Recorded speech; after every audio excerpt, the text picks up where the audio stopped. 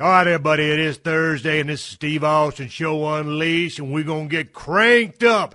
We're going to redline this motherfucker. But first, I'm going to give you a word about one of my sponsors. Now, can you dig this?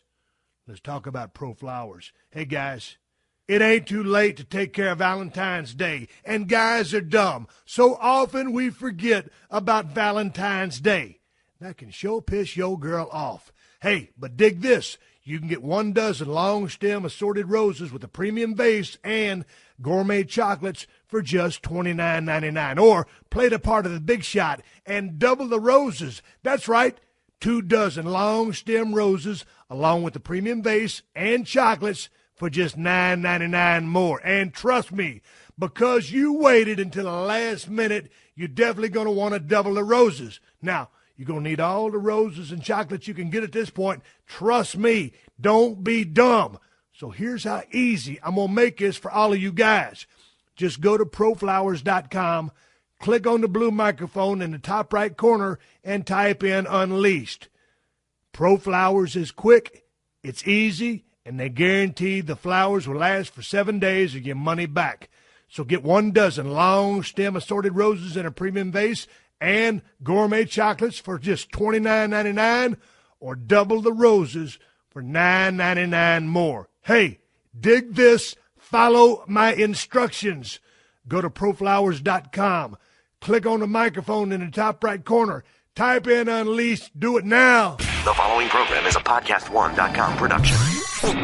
He started in a small town in Texas.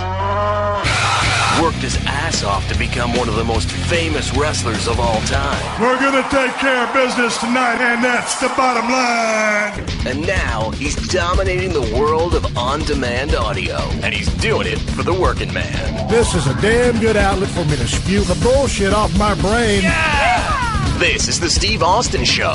Unleashed.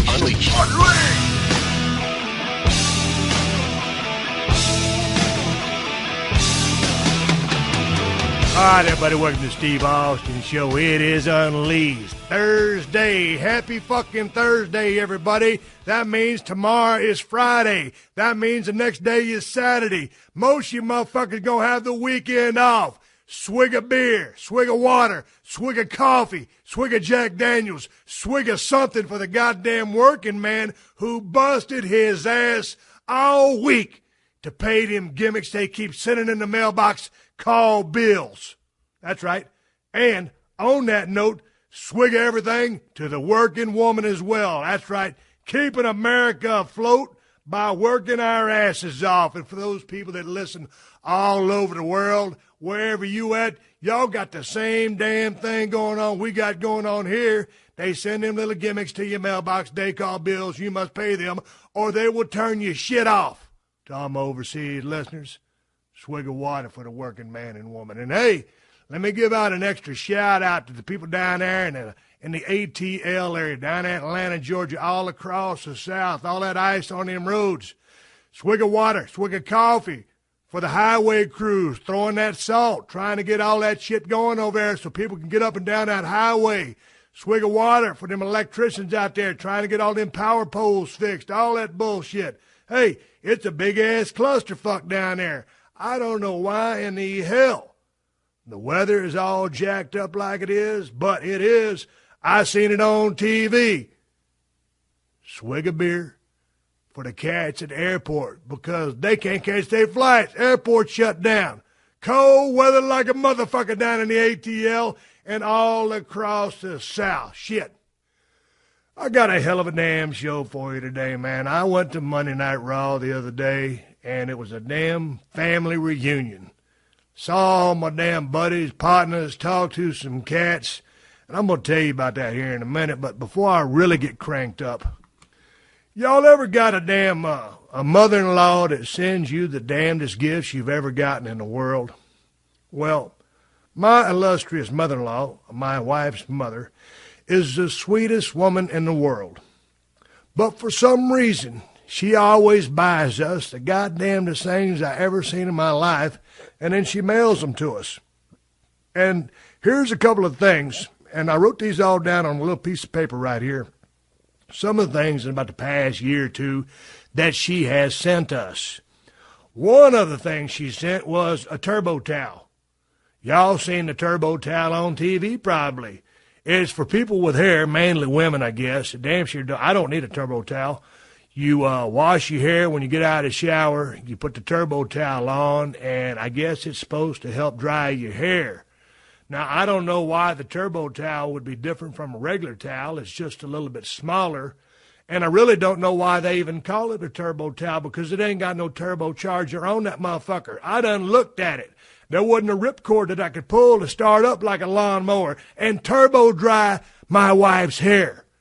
So anyway, my wife uses it every now and then, more or less as a rib to me, because I think the son of a bitch is crazier than hell. The turbo towel. Thank you, Kristen's mother, for getting her the turbo towel. Here's another thing she got. Y'all see them power strips? I'm using one right now. You plug it into the wall. It's got about 1.5 feet of cord, and it's got about 6 sockets you can plug in different things to. I got a power strip by my bed because I got so many gadgets plugged into my little nightstand there. It's ridiculous. But this one is the one that bends and rotates. Well, that's cool. That's all fine and dandy, but why you need a power strip to bend and around corners? Because it just lays there and you plug shit into it. Nonetheless, I got a bendable power strip right there by my fucking bed, using it. Thank you, Kristen's mom, for that. Here's one that came down to Christmas when we was down there at the ranch. It's the potato pouch. The potato pouch is a little red gimmick. You've probably seen them on TV, and it's a pouch. And on the pictures, you can stuff about 3 or 4 potatoes in that motherfucker. But when you get the potato pouch, when you're talking about real deal potatoes that you buy at the grocery store, you might can cram in 2. Now, allegedly, this is supposed to decrease the cooking time and cook the potato evenly for your consumption and enjoyment. I've been alive for 49 years, been using a microwave damn near ever since they was invented. I ain't never had a single fucking problem cooking a potato on my own without putting it in a pouch. Nonetheless, we got 2 potato pouches at the Broken Skull Ranch in Tilden, Texas. And, to Kristen's mom, they work like a motherfucker. I use them all the time to bake up some potatoes in my microwave. Here's another one. She got my wife about 5 or 6 pairs of these puffy socks. And on the bottom of them it says Dream with a sticky bottom. I guess so that when she's walking across the floor, she does not lose traction and fall. And so anyway, we took a gimmick picture of my wife sleeping in these Dream socks with her feet kicked up in the air. It's kind of a rib. But they're purple. And then she got a blue pair. And I got a pair. There's a blue pair laying in front of me right now. And Moolah, the silver lab, and Hershey, the wonder dog, have been playing tug-of-war with that motherfucker. And she didn't get to wear it too many times. So if you don't want to wear it as a Dream sock, it makes an outstanding toy for your pets. Here's another thing that my mother-in-law got us. She got us a gigantic-ass angel for our Christmas tree at the ranch. But see, here's the deal. It's only me and my wife, and then Ted Fowler 361. You know, we're just down there kicking it at the ranch. We don't do a gigantic big Christmas like most people do here in the United States of America or across the world. My wife goes to Trader Joe's and gets one of those little gimmick trees. It's about 1.5 feet tall. That's right, the same Trader Joe's with the little bitty tiny ass parking lot. Hey, Joe, build a bigger fucking parking lot, motherfucker. So anyway, back to the giant angel to put on our little bitty tiny Christmas tree. It's a motherfucker. The damn angel is almost bigger than the Christmas tree. But no less, the angel is on top of the tree. And because our little bitty-ass tree is sitting on our kitchen counter, I didn't have to climb up on a ladder like most people do and risk harming myself by falling off a rickety ladder and injuring my neck. So thank you for the giant angel, Kristen's mother. We have enjoyed it for the past 2-3 years and will continue to enjoy it in the future. I think we need to get a bigger fucking tree. Here's the last thing that she got us. She just got us a pair of gloves. Have y'all seen the of gloves? The of glove is just a basic damn glove with the same kind of material placed on the palm of the hands that the Dream socks had that says Dream on the bottom of them for traction. That way, when you pick something up, it won't slip out of your fucking mitts. Keeps you from burning yourself, gives you good traction on the object that you grabbed, and there you go. The of glove. I guess I seen them on TV, or there's many things that you see on TV. I'm an infomercial watching motherfucker. And I think I've seen the of gloves on TV. So we got a pair of them. Here's the problem with the of glove. If you got a big-ass hand, like I do, the of glove will not fit your hand. So I look at the motherfucker while it's in the drawer. Sometimes I pull the of glove out and just put a hot dish on top of it. That way I don't burn my counters, and I'm still using the of glove. Last but not least, this is my little experiment that I'm going to do right here on the show. She just got us. She just sent us this yesterday. It came in the mail. It is a nano micro petty machine. It's kind of light green and white. It's got a cover over here. And I guess it's a micro petty, and it removes the calluses, bunions, and bullshit off the bottom of your feet. This is a 2-speed model. I don't know if they make a 3 or 4-speed model. This is the 2-speed model. We'll turn it on. That's speed 1. Oh, it's redlining like a motherfucker. That's speed 2. So now, let me scoot my chair back. I'm sitting here barefooted as I'm talking to you. Got a camouflage jacket on and a blaze orange G-string. I'm kidding you about the G-string. So anyway, what we're going to do is I'm about to turn on the nano micro petty and give myself a pedicure, or at least smooth down these bunions off my left foot. Here we go.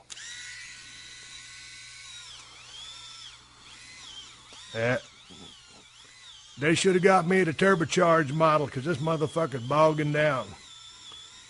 I think what needs to happen when it bogs down is I should apply less pressure. But applying less pressure results in fewer results. I think my bunions and my calluses are getting the best of the micro petty nano machine. Let me try it on my toe. Now, don't get me wrong. There's some skin follicles flying everywhere. I might have should have put a gas mask on. You know what? Okay, that's enough of that bullshit test. I need to clip my fucking toenails. They look hideous. My fucking toenails right now look like they was on the end of Freddy Krueger's hands. And what was that movie? Whatever the fuck it was. You know what I'm talking about. Anyway, all right. To Kristen's mom, thank you for the micro mani-pedi machine. The motherfucker works, I guess, to a degree.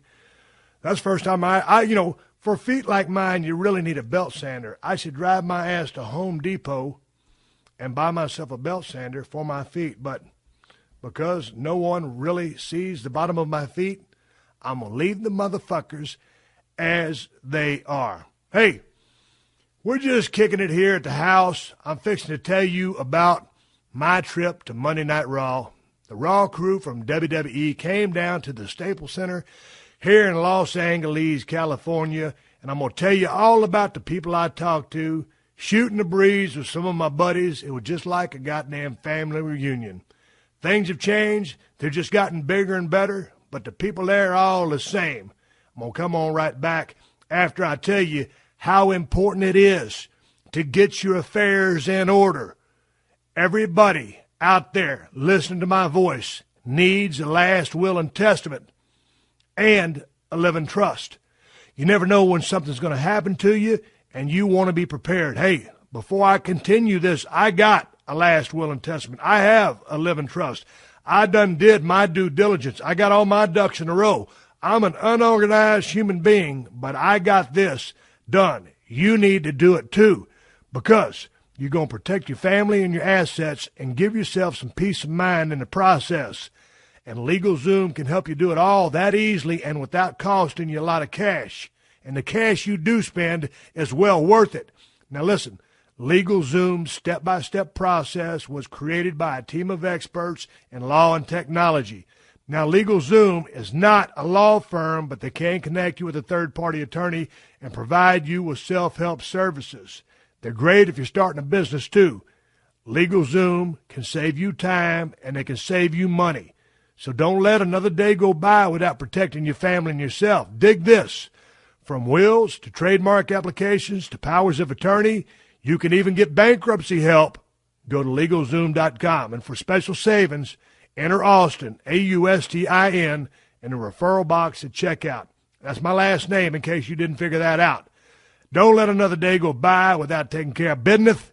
Go to LegalZoom.com, and do not forget to enter Austin in the referral box at checkout.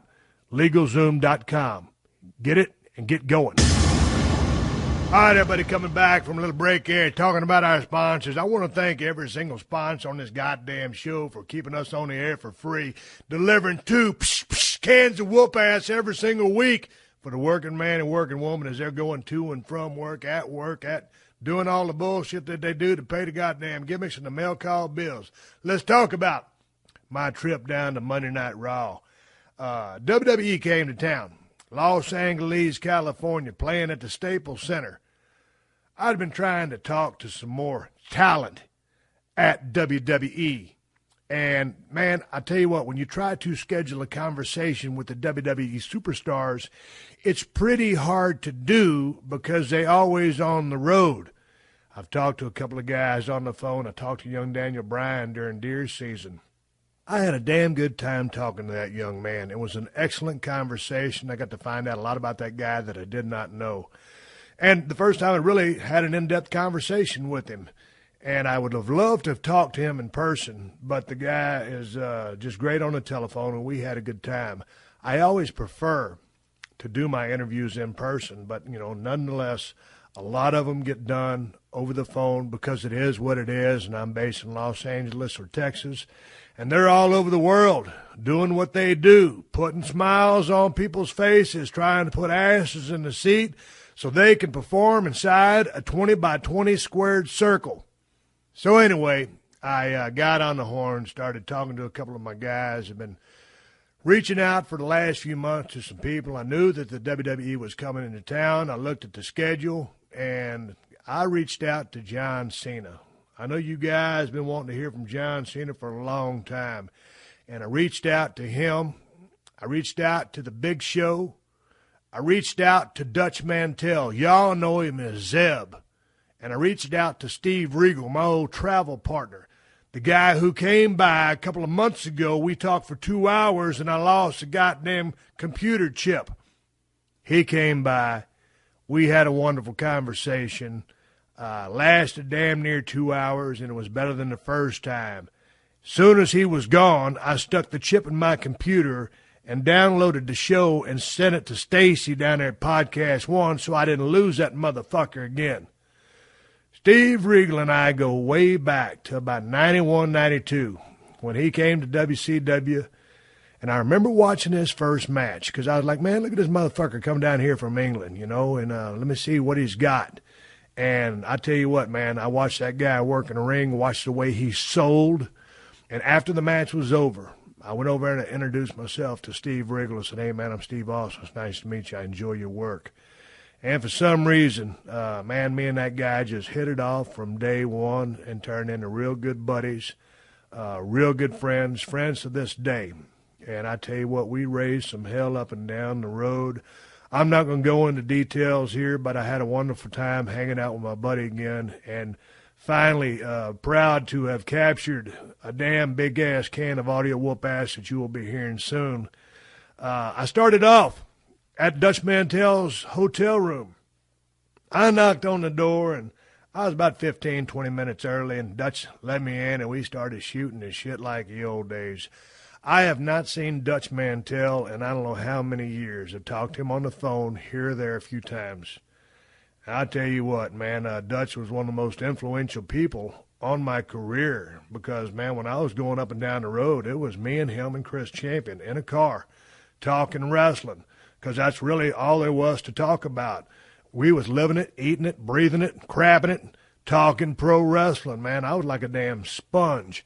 My brain was absorbing all the information that Dutch would tell me about the psychology of matches and how to do this and why to do that and all that other bullshit and the things that Chris Champion would have to offer. And, you know, later on down the road, Dr. Tom Pritchard and everybody else that helped me out there. But it was really nice to reconnect with Dutch after such a long period of time. And I'm going to have that conversation coming up for you very quickly on the Steve Austin Family Friendly Show.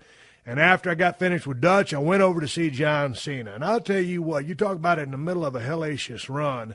John Cena is stringing together one of the greatest runs ever in the history of the professional wrestling business. You can call it sports entertainment if you want to. I prefer to call it pro wrestling.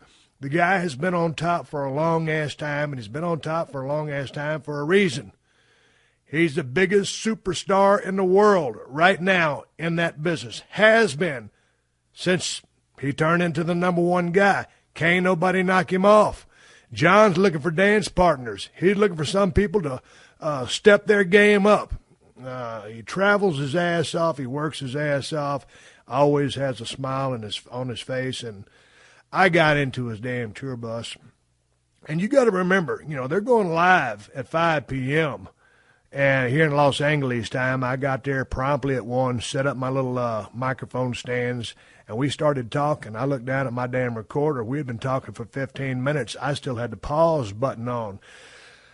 Holy shit, I done wasted 15 minutes of my time, but more importantly, I'd wasted 15 minutes of John Cena's time, who has a tremendous amount of responsibilities once you get going, not even at just an event, but certainly a live televised event. So I quickly recouped, pushed the damn record button, and off we went into a real damn good conversation and talked about a lot of bullshit, you know, health, fitness, time on the road, paying dues, working his ass off, and being the leader of that company. Time came to a close. I went right next door into the Big Show's bus, sat down with Paul White, the biggest human being on the planet. And when I walked in his bus, his driver had let me on there. And see, that's the thing with these, you know, some of these superstars have these big tour buses these days. And these motherfuckers are nice. John Cena's had all the slides and shit popped out. And y'all know I like to RV like a motherfucker anyway. And so Big Show just had a nice-ass bus. He didn't have any slides. And I walked in there and I was thinking, man, I had so much fun back in the day going down the road, crammed all in a car trying to save money and shoot the breeze and talk about the business of pro wrestling. But had I lasted another couple of years and someone would have come up with the idea a little bit sooner, I damn sure would have jumped on a damn tour bus as well, wrote that motherfucker off, and took better care of myself. I'm just, that's one of the things I miss about the business, was that I missed out on the tour bus era. But that being said, so I go on to Big Show's bus, right?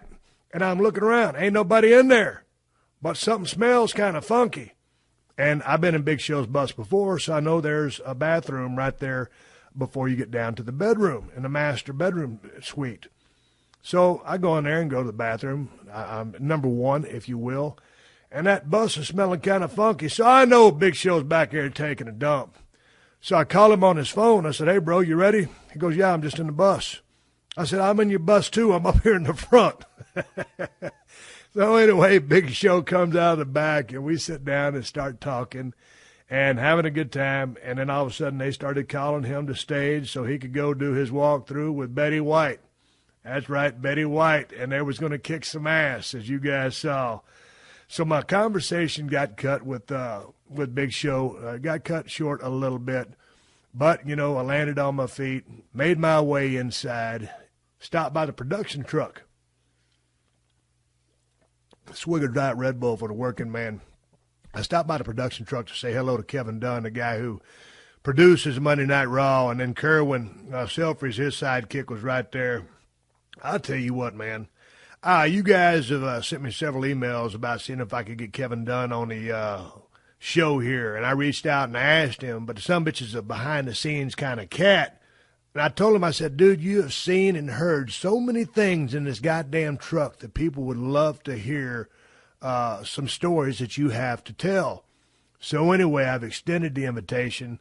He hasn't taken me up on it yet, but we'll see if he will. And then, anyway, man, I saw all my damn camera and sound guys, had a good time connecting with those guys. And I saw Stephanie McMahon. She was looking like $1 million. Absolutely beautiful. Gave her a hug, chatted with her. I didn't see Triple H nowhere. Didn't see him. He was busy doing all the things that he does. I was trying to get down to the ring to see and talk to some of the guys back there. And before that could happen, I ran into that sorry-ass, badass Billy Gunn and Road Dogg Jesse James. And me and Billy Gunn used to travel together back in the day. And we started laughing and giggling about the old days and telling stories. And any time you get around a couple of guys that you went up and down the road with, it's a good time. And, of course, Road Dogg is one of the funniest cats in the dressing room anyway.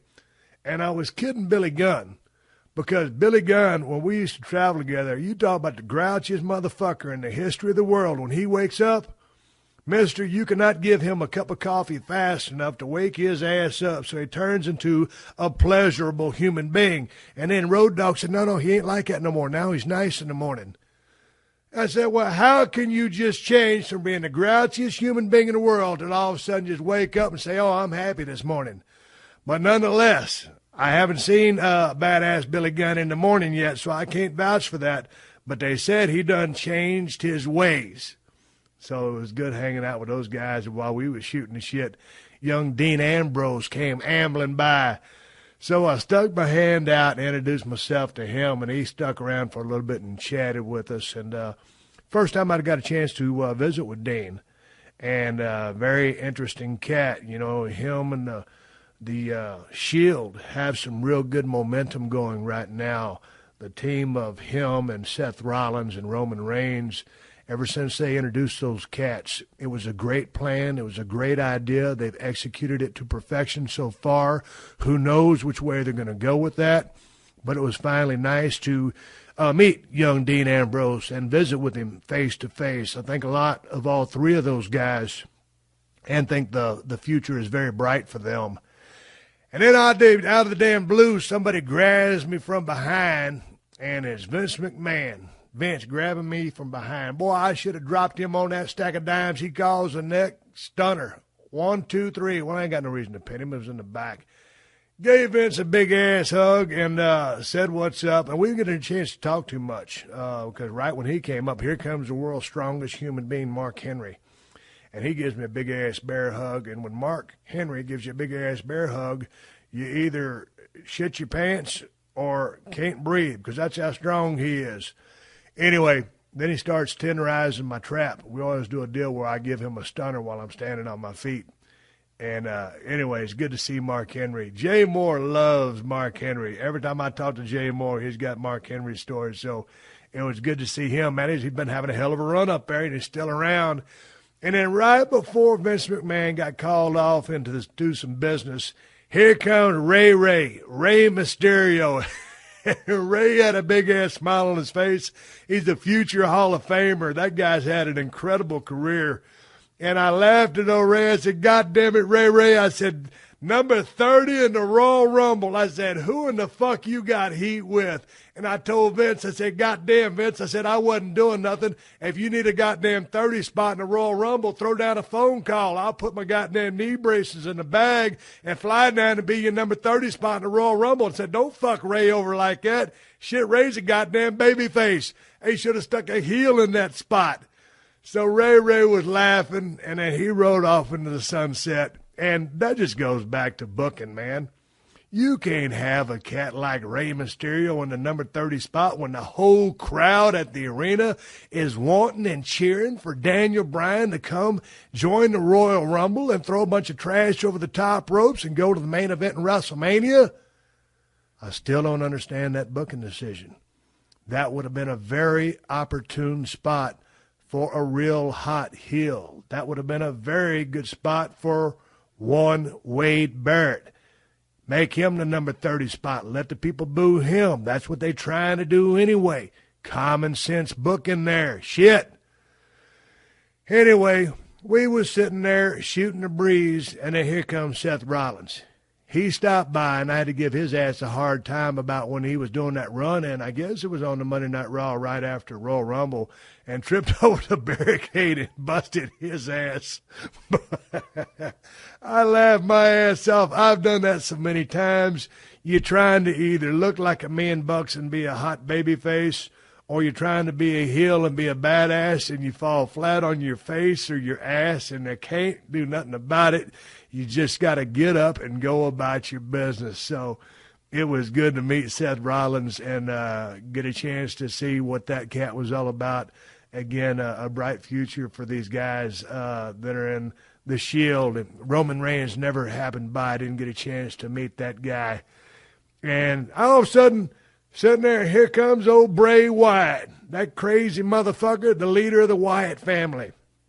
I was a fan of this kid's back when he was Husky Harris. I loved what he did in the ring. He had a different look. With all due respect to everybody with a great physique and all the tattoos and the tan, that's great. But for me, with a little bit of variety, here comes Bray Wyatt or Husky Harris back in the day. So I was really pulling for him. I am glad that the Husky Harris gimmick backfired and didn't work, because it's shades of the Ringmaster. Hey, rethink things. He did a lot of homework, kind of had a bunch of ideas to present to WWE, and they started coming up with this Wyatt family gimmick. And Bray, the leader of that illustrious trio, and they're gaining a whole lot of momentum. They're all improving in the ring. Bray's cutting some really, really good promos, and he can take that even to another level up with more repetition and practice, but they're really on a hot streak. Had a good match the other day in that tag match where we caught Ray Ray out of the blue after tagging in and hit him with his finisher. Didn't tarnish Ray any. Gives Bray Wyatt a good, clean, strong win in the middle. So anyway, it was good talking to Bray Wyatt. Also, the Wyatt family member Eric Rowan stopped by. It was good chatting with him for just a brief second. I was already engaged in conversation and never got a chance to meet Luke Harper. I wanted to just put a bug in his ear and give him a little bit of 411, what I thought about what he was doing, offer some constructive advice for some of his in-ring stuff. Hang on, I'm taking a swig of Red Bull for the working man. And I'm back. Hey, I was back there. Those guys that came and left, I was still sitting there bending the ear of Billy Gunn and god dang Road Dogg Jesse James. We're still laughing and telling snapmare stories. That's an inside story. And here comes that old songbird, Lillian Garcia, my old drinking buddy, my drinking partner. I don't know how many times myself and Lillian got drunk together in front of 15 to 20,000 people every single night, but it was a bunch. And the thing about Lillian, she's not only beautiful and can sing like a bird, you know, she's cool in the gang, but she can drink like a motherfucker. I'll tell you what, she could put some beer down. She probably most guys underneath the table. And I don't know how many times we've been in the ring, and every time I tossed Lillian a beer or poured beer on her head and all over her clothes, she would just laugh and smile and have a damn blast. So, Lillian, it was a pleasure seeing you. You're one of the coolest chicks I know. And hadn't aged a damn bit. I mean, she's still as beautiful as the day I met her. Shit, probably 10, 15 years ago, whenever it was. I got hit with so many steel chairs, I can't remember where the shit or wind my watch. But it was nice to see Lillian again. Brooklyn Brawler and Harvey Whippleman then ambled by. Y'all know the Brooklyn Brawler. Hell, that sumbitch been in the ring forever. Hell of a damn worker. And fucking Steve Lombardi, I've known that cat forever. Hearts is good as gold. And old Bruno, downtown Bruno from the USWA days. Back in the day when I was working at Stone Cold Steve Austin, Bruno Lar would get me a fifth of whiskey or fifth of vodka, or a 12-pack or an 18-pack of beer every single night. Part of our little thing that we always had going. Let's call it a tradition rather than a habit. And it was good seeing those two guys. And before I tell you about the rest of the cats I saw, I got to talk a little bit about taxes, because it's tax season, people. Have you done your taxes yet? Tax season is here, and that means you should check out TaxAct.com. Filing your federal taxes with TaxAct.com is easy, it's fast, and it's free. And you can do it anywhere on your computer, your smartphone, or your tablet. And you can start anytime and finish anytime you want. TaxAct.com will guide you every step of the way. And at TaxAct.com, federal returns are free to prepare, free to print, and free to e-file. So save money and get your maximum refund guaranteed with TaxAct.com. Go online to TaxAct.com/Steve today. That's TaxAct.com/Steve. One more time with a man with a bunch of earwax in his ear. TaxAct.com/Steve. Steve Austin Unleashed. Things have changed over at WWE. I mean, not changed a whole lot, but I mean, man, it just seems like that whole system just keeps snowballing and getting bigger and bigger and bigger. And WWE Network is going to unleash on February 24, 2014, 100,000 hours of original content and programming. Legends House going to be on there. All the pay-per-views, all the live WWE pay-per-views, including WrestleMania, for $9.99 a month. I tell you what, I'm going to buy the sumbitch. Jesus Christ. If you want to watch some old wrestling matches from I don't know how many territories they got access to, all you got to do is punch it in the little box there, hit the return button, and off and away you go. Jesus Christ. Anyway, back to my day at Monday Night Raw. There's a dude there named Nick. I think Nick just helps setting everything up. I don't know if Nick is a sound guy or not a camera guy. But anyway, I just know his name is Nick. He's the guy I sold my old Honda four-wheeler to about 10 or 15 years ago, and he still has a sumbitch today, and it still runs. And when I sold it to him, that motherfucker was in premier condition anyway, because I always take care of my four-wheelers. And I bought that four-wheeler when I lived in Georgia, and I was on a hunting lease with Mr. Wonderful Paul Orndorff and Ravishing Rick Rude. Here's a quick fishing story for you. Now, we was out there in South Georgia, Ryan, Georgia specifically, and we was out there on about 2,000 acres. And one time, it was just myself and Rick out there. And Rick loved to fish. So we had our fishing poles, and there's a little pond over there, and we went fishing. And, man, Rick was in the sweet spot. He probably caught about 15 or 18 catfish, and I probably caught about 3. So we go back to the damn house, and I'm going to clean these fish up. And I'm sitting there with a piece of plywood, some pliers over a trash can, cleaning catfish, and there's a house. Now, it ain't a fancy house. It's just a house with bedrooms in it. And someone had bought an old TV and one of those top-loading VCRs and hooked it up. And there was like a big Naugahyde plastic leather chair, a recliner there. And Rick was in there, sitting there watching a tape of Cape Fear with Robert De Niro. In there, and that's a true story, smoking a big-ass joint. Bless Rick's heart, he loved to smoke that damn dope. So I'm thinking to myself while I'm cleaning catfish, man, look at this motherfucker. I'm out here cleaning all these catfish, and he's in there sitting on his ass, smoking a joint, watching Cape Fear. And he's the one that caught all these motherfuckers. So finally, you know, Rick, you got to know Rick. Everybody loved him. Stand-up guy, always was. And he came up to me. What you doing? I said, well, goddamn, I'm cleaning these catfish. You want to help? Nope.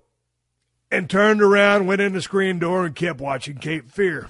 And so I kept cleaning catfish until I had them all cleaning. I tell you what, man, those were some good old days back then. And anyway, who else did I say? Then, goddamn, I was just getting ready to pull a hank and get out of there, and old Gold Dust comes by. God damn it, Dustin Rhodes. Now, Dusty Rhodes, the American Dream, is one of my favorite wrestlers of all time. I loved his work. I loved his promos. I loved everything about him. I loved the gimmick. And Goldust, one of my favorite guys to work with from my days. I think I had a match or two with him down at USWA. But, man, we worked some programs in WCW at World Championship Wrestling. And I tell you what, we worked pretty snug with each other, and we laid our shit in, and we had some bust-ass matches. I think we had one at Halloween Havoc. It was about around 92 or something like that. And I remember one time, no, it might have been 91, because in 92 we was at the War Games match. And it was me and a bunch of other guys, and I was bleeding like a motherfucker, man. I hit a gusher, and me and Dustin did something, and I was on top of him, or he was on top of me, beating the shit out of each other, and all of a sudden he looks at me right in the middle of the match, right in the middle of War Games. He goes, "God damn, brother, good color." Meaning I was bleeding like a motherfucker, so I just said thanks, and we kept beating the shit out of each other. And so I got a lot of fond memories of working with Dustin Rhodes, with Gold Dust. And, you know, when I came to WWF back in the day, I just came in as a ringmaster. Now, Gold Dust at the time was already in WWF, and this was back when WWF was pushing his ass, and he was hot. I mean, this is when they were doing the kind of, you know, the over-the-top Gold Dust. And he had a ton of steam on him, mister. He had some heat, and he was working on top every single night with Shawn Michaels, Heartbreak Kid. And they were having some killer matches. Of course, you know, Shawn Michaels can go with the best of anybody in the ring, and Dustin could work his ass off like a sumbitch. So they were having these killer matches. I was on about mid-card, and I'd already taken a shower and waiting on Dustin because we traveled together. And then